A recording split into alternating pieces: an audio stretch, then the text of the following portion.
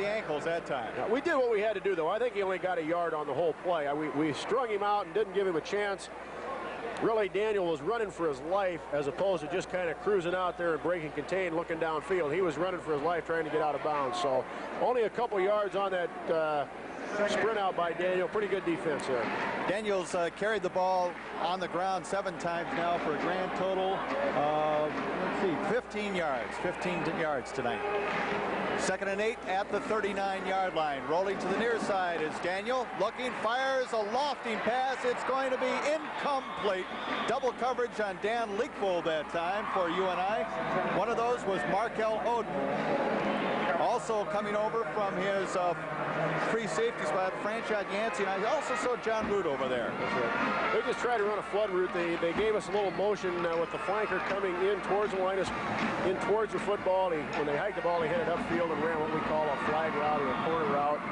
Fullback out into the flat. Quarterback tried to loft the ball up to the flanker back that was on the deep route. Very good coverage by UNI. We also want to thank Joseph Marchesani for putting up with us. Larry, he's the head honcho, Universal Television Service. So say thanks to Larry, would you? Or to Joe, would you? Thank you, Joe. For putting up with us, too. Okay, here we go now. Rolling out. Oh, no, he doesn't. Sack time. Jim McFadden, Jr., 6 foot, 210 from Independence. Independence, Kansas. That time, South Dakota kind of did a little bit more than they could really handle. They got into a slot set, motioned people out. They didn't have anybody to block the end when he came on a rush. So Jim came in there really untouched, made the play, tied the quarterback up, and defensively we're just playing very good football game on both sides of the line of scrimmage right now. Cybert's kick this time over there to cover it was Scott Owens, but he wisely moved away from the ball. It took a wild kick, went out of bounds. They'll spot it down at the 34-yard line of the Panthers. A 36-yard punt for Kurt Seibel that time. He's been one of the highlights so far for South Dakota University in this contest.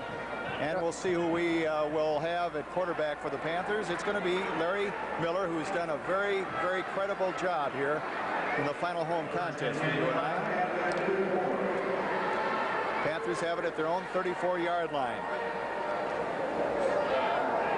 Back of the backfield is Mark Goff, number 36 for UNI. This is Steve Harris with the ball, however. He moves off right tackle before he's knocked down by Jarus Campbell. We're trying to run a little trap look inside there that time. South Dakota did a very good job on defense. We couldn't get a trap. The back had to bounce to the outside. South Dakota had flow going out to the football, so consequently tackled us for about a 2 or 3 yard gain. So the Panthers continue to dominate the game 27-6 with 9:31 remaining. I formation backfield, slot formation to the far side of the field. In the slot is number 19, Colin Jackson. Rolling this way, looking underneath, he passes the ball, and it's incomplete. Intended for Mark Goff that time, number 36.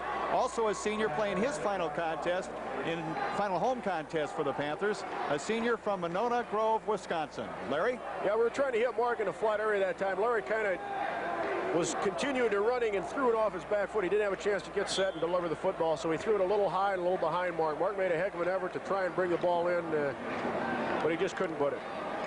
Sophomore quarterback Larry Miller now is 21 of 28 passes, and he has 223 yards through the air tonight. 3rd and 7 at the 37. I formation once again. They divide out. Miller takes it, fakes the handoff. As you can see, rolling, can't set up, and he just unloads it, and it's incomplete. Steve Harris coming over that time, but it's underthrown. We're trying to run the bootleg, and we've run it a lot tonight. Basically what's happening now is they're really looking for Hobbs coming across on the long cross route. And they did see him and picked him up that time. Larry really didn't have any place to throw the football. He just tried to throw it short to prevent any kind of a loss. Give our punter a chance to come in and punt South Dakota back down into the hole.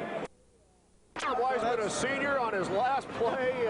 We haven't seen Tom play very much. I don't think he's probably played 10 or 15 downs all year, and what a great way for him to end his career as a senior. Okay, we'll take a break, then we'll come back and wrap up the Panthers scoring. If we did all the scoring, we'd be here until next week sometime. So we'll give you the Panthers scoring as it went tonight, and Larry will have the final statistics as they're being compiled. But let's take this time out.